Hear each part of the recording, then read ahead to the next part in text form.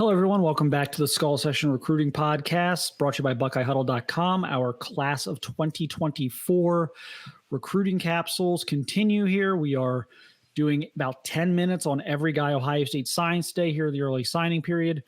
Buckeyes hoping to finish the day with a top 5 class. We'll see what goes on here and what goes on nationally, see if that happens or not. But another really quality class from Ohio State with, a few things, obviously, I'm sure people are going to want to see fixed or cleaned up, but overall, another very well-ranked class.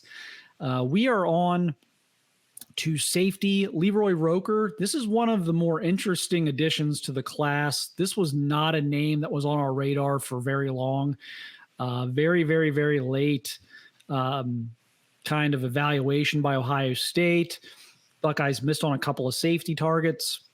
Kind of evaluated Roker, some early senior season film, made a move, and before too long, he was in the class. So Fort Myers, Florida, an area that we've been to a couple times on Southern Swing, and we actually liked quite a bit hanging out down there. Hopefully get back there this summer and see how everything's, I know it got hit pretty hard there by the hurricane a year or two ago, but hopefully get back there and get some more coverage of these guys here on Southern Swing. But Roker was again a kind of an enigma, but was a Perry Eliano special, I guess, was one of the guys he had on his list. And again, when the KJ Bolden train left the station, they needed to find another safety, and Roker was a guy they settled on. Kevin, just I guess, how surprised were you when this initially happened? Because we did not. This was a guy that for a week or two we were starting talking about them. Before you know it, he's in the class.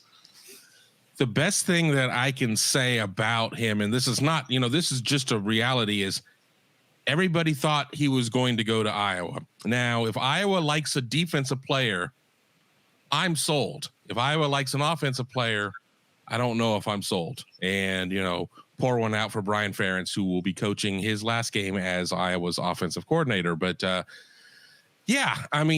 it was somebody that I had to look up a few times until I could kind of put it all together and be like, who is this guy? Because I didn't know a whole lot about him at that point. But, he's 6'1", $170. You wonder where the height weight is right now at this point. Fort Myers, not necessarily, I guess technically it's South Florida, but we're not talking Miami-Dade. We're not talking, the ocean coast. We're talking the Gulf Coast there. But, he's somebody who I think has a lot of upside, even if we don't know a whole lot about him. And, he's somebody who, a multi-sport guy, really was a really good basketball player. And I think that's kind of why people didn't know so much about him, because, I go back to kind of the Taco Charlton type of thing. Taco thought he was going to be a basketball player until he realized that he wasn't. Roker, I'm sitting here looking at his bio, was averaging 17 points a game, 6 boards and 4 assists. But how many 6'1" players really are there? You can go 6'1" and be a pretty darn special safety, or you can just kind of get lost in the mix in basketball. So, super athletic guy. I think that he's very intriguing process. I'll be the first to admit that I don't know as much about him as I'd like to, but I don't think I'm alone in that one. Yeah, definitely one of the guys in this class that I think everyone's kind of less familiar with than some of the other ones, especially when we talk about the defensive backs. Some of the other defensive backs were just major targets for 2 years, and we're able to build all this suspense around them. And this just kind of came out of left field there toward the end of the process. And I think you did hit on a good point with Iowa. I don't think a lot of schools have produced defensive backs the way Iowa has safeties. So if Iowa wanted him, that's probably a good sign. And yeah, the basketball athleticism is evident. We talked about Jalen McClain maybe being a free safety. Maybe McClain has to bump to strong if Roker can handle free safety, because he's clearly got the range, the basketball athleticism there. He's playing kind of a single high. I'm afraid to go down the road of where I kind of want to go here, because the guy I would never compare him to this guy at this point because it's just so unfair. And the guy played the safety position better than I've ever seen him played at Ohio State. Malik Hooker. But yes, like I knew you were going there. This is exactly the scouting report on Malik Hooker coming out of high school. Now, will he be as good as Malik Hooker? I think the odds are probably stacked against. Like I said, I think Malik Hooker for 1 year played the safety position better than it's ever been played at Ohio State. So I'm not putting that on Leroy Roker. But you've got a really athletic, fast, ball hawking, basketball type of athlete with good size, good frame. Playing in Florida. No, he's not playing in Broward County or, getting all the South Florida powerhouses, but Fort Myers has good football and, showing, unique athleticism. And again, the Iowa angle I do think is interesting because they have really churned out the defensive backs over the years. They are kind of a sneaky good defensive backs program. And so they really wanted Roker. And so we'll see. I mean, this is one of those situations where you kind of make a name for yourself as a coach, as a talent evaluator. Like if this works out, people are going to be patting Perry Eliano on the back. I mean, this is a guy that he clearly picked, down the stretch. There were a lot of other directions they could have gone. They could have gone for some in-state guys at safety for sure. There's a few guys, a Reggie Powers, a Terion Nichols. There were several guys, a Coy Beasley. There were several guys in Ohio that Ohio State could have gotten aggressive with at this point. And Perry Eliano said, no, I want to go on Roker. So this is one of those where you get a lot of credit if you're right. Yeah, exactly. I mean,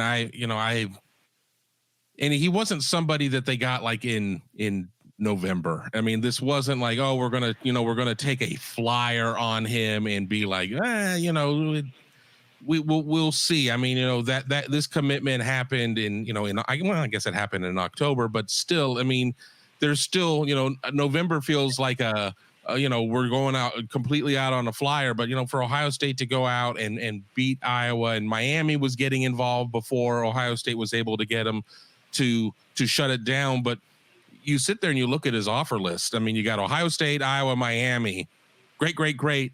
Then you have Old Dominion and South Dakota, and nothing against ODU or South Dakota, but that's it. So I'm sure Iowa is still probably dog cussing Ohio State for getting involved and messing this up for them, because this was, this is one of those situations of where you end up with like a Cooper DeJean or something like that nobody's really looking at or whatever. And you end up looking like a genius. So I'm sure that Perry Eliano is hoping that he ends up looking like a genius here and really finds that diamond in a rough. I mean, there's still going to be a lot that I think that Roker's going to need to do in terms of learning how to play the position.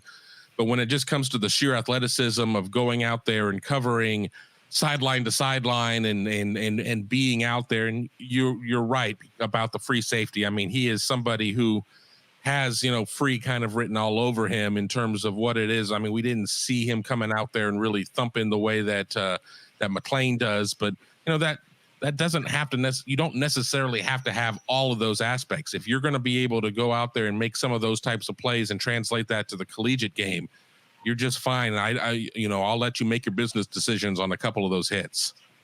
Yeah, he's definitely in the kind of the ball hawking, ball tracking type of mode. Not as much of an enforcer as McLean. So little different types of players there. I think they both run very well though, and that's kind of the common thread there. I think Iowa thought they'd pulled a fast one on everybody, and until they didn't, until Ohio State got involved. And so this will be an interesting one to look back on. There's a lot of recruiting decisions that I think are kind of easy. Like, oh yeah, offer Aaron Scott. Yeah, that's not a hard decision. But this one was like, okay, like doesn't have a lot of offers. Like we're gonna get criticized for this one.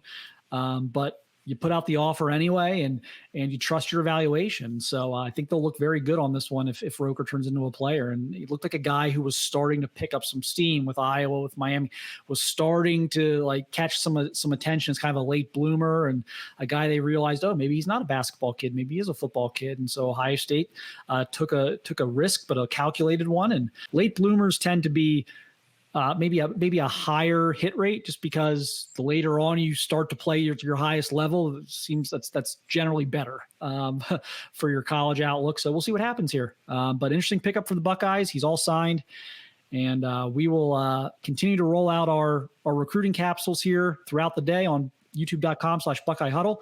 So stay tuned for more, and we appreciate you watching and listening.